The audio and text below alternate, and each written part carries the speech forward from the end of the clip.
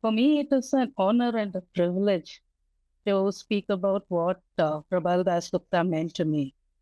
When you first asked me, my initial instinct was to say no, because to speak about someone at a memorial meeting and in the past tense is to painfully acknowledge that that person is no more.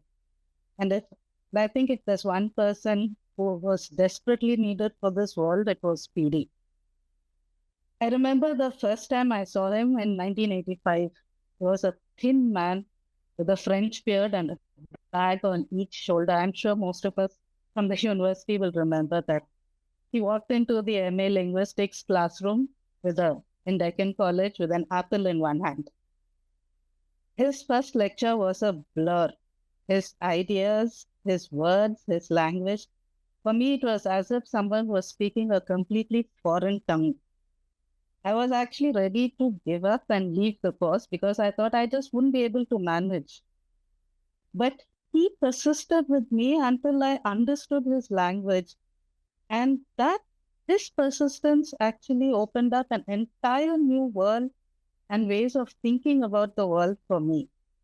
And this persistence continued long after I completed my PhD under his guidance in the University of Hyderabad in 1995.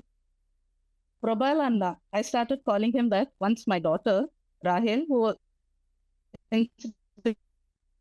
incidentally shares a birthday with him, called him Probal Mama. Probal Anna was, as all of us know, a rare intellectual who had the capacity. He was a constant listener and sought meaning in every word that was uttered. Our choice of words spoke volumes to him. There were times when I thought I had made a casual comment in passing, and he turned it into material for my chapter. He remembered your words long after you had forgotten them and made them meaningful and used them to construct ideas. I cannot remember when exactly he transitioned from being a mere teacher, his teacher and friend. All I remember is that he constantly cared and worried about her. When my mother was ill and I was away looking after her for nearly a year, he worried that I would not finish my PhD. Those were the days before email and WhatsApp, regularly on postcards and Indian letters to only gentle, steady encouragement. Anytime he felt that we were not doing well, he would message. Recent messages from him to me were to inquire about my spice, one of his really bad puns, my spice Giri and my friend Ara, as they had not responded to messages of his. There has never been a birthday when a mail or a message did not come from him. Probal Anna always responded to my interests and respected them with a kindness. I was an indifferent academic. I was a terrible student. And when I showed a marked preference for crime fiction over formal syntax, he introduced me to Scandinavian crime fiction.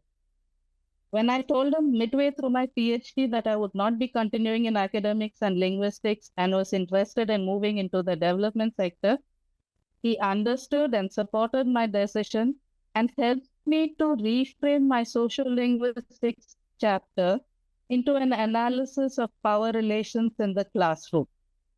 When I stubbornly refused to learn Esperanto, he told me I was an Esperantist at heart.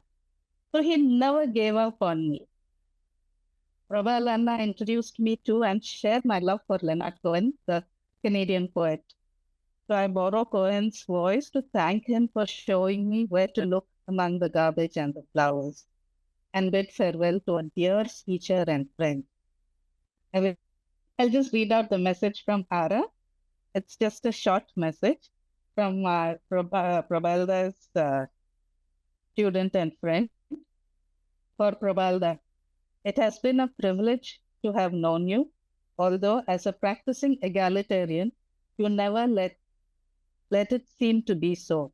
I remember every conversation that we have had. The first one was 40 years ago. Let's continue the talks, perhaps in some other form. As a final gift to your students, teach us how to adjust to a world without you.